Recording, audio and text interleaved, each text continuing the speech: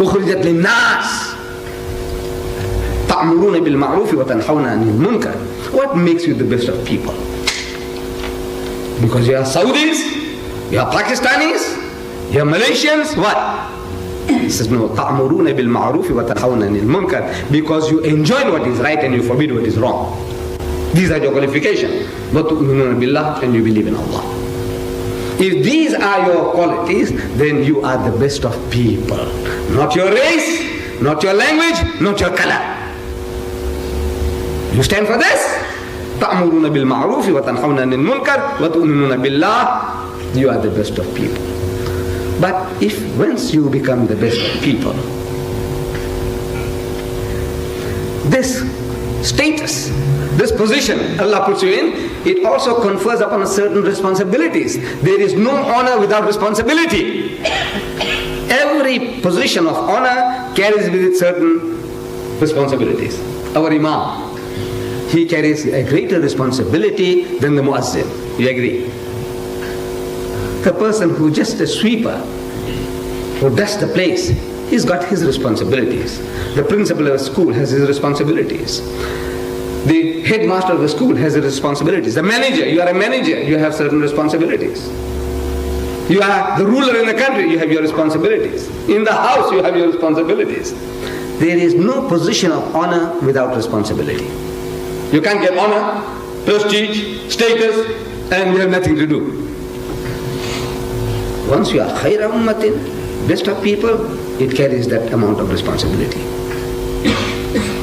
So Allah Bari Ta'ala, in this day and age, He has chosen us.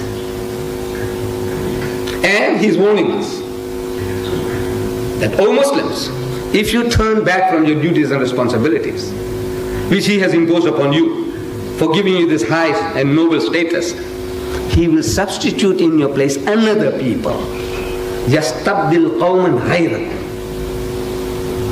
Another people, a foreign people. ثُمَّ لَا يَكُنُوا أَمْثَالَكُمْ. Then they won't be like you.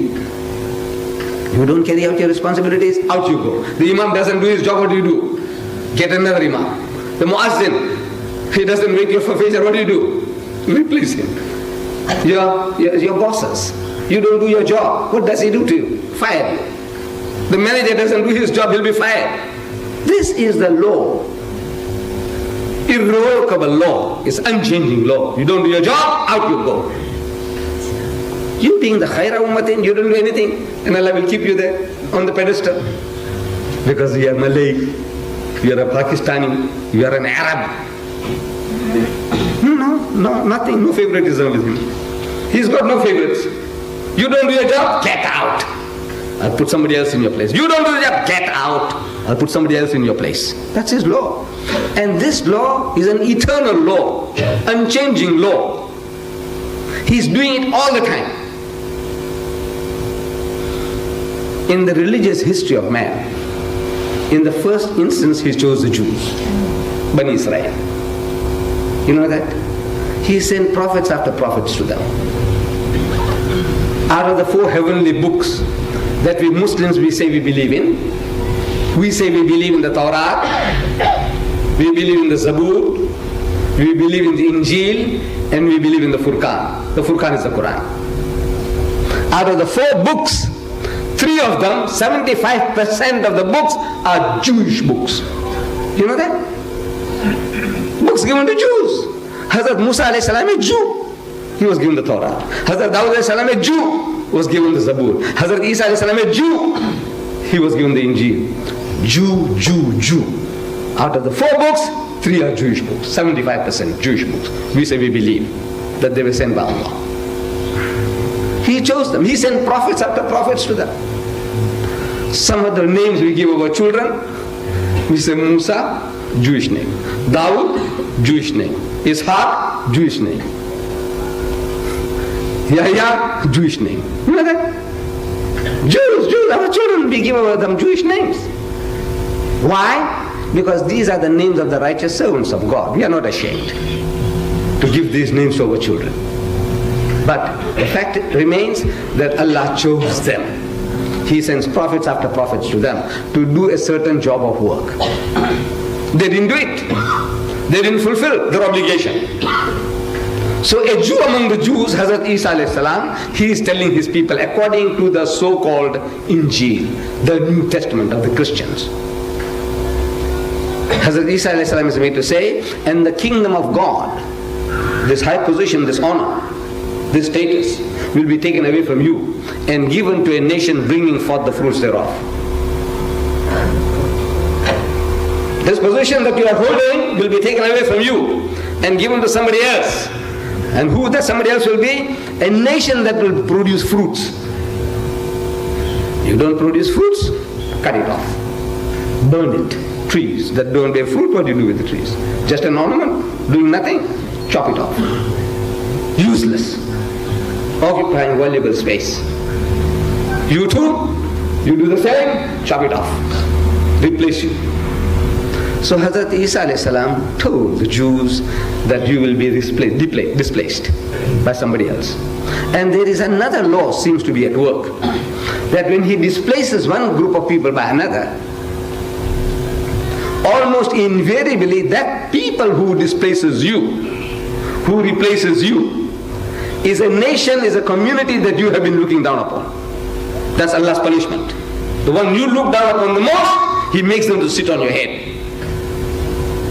You're looking down upon the Bantus, then one day Allah will make them to sit on your head. You look down upon the Bushman, the Hottentot, you can make them to sit on your head. The people you are looking down upon, He says, make them to sit on your head. Now you feel something.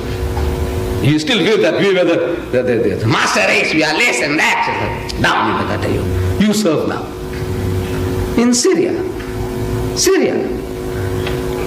the Muslims, the Sunnis, people like you and me, we are the Sunnis. We say we follow the Sunnah, the example of the Prophet ﷺ. The Sunnis, 80% of the people are Sunnis. They ruled Syria. They were a certain group of people called the Alawites.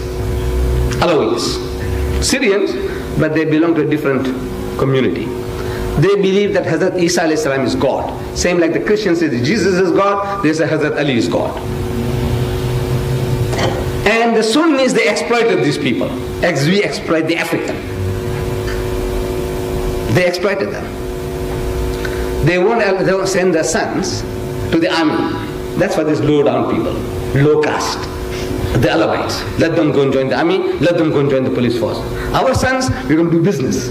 Our sons, we're going to become clerks and professionals. Okay. Who do the dirty job? The Alawites. The Alawites. Who's going to work in your house? Those girls are working in your house? The Alawis. They work in your house. As nannies, looking after your children. Very good relationship. Now you got slaves.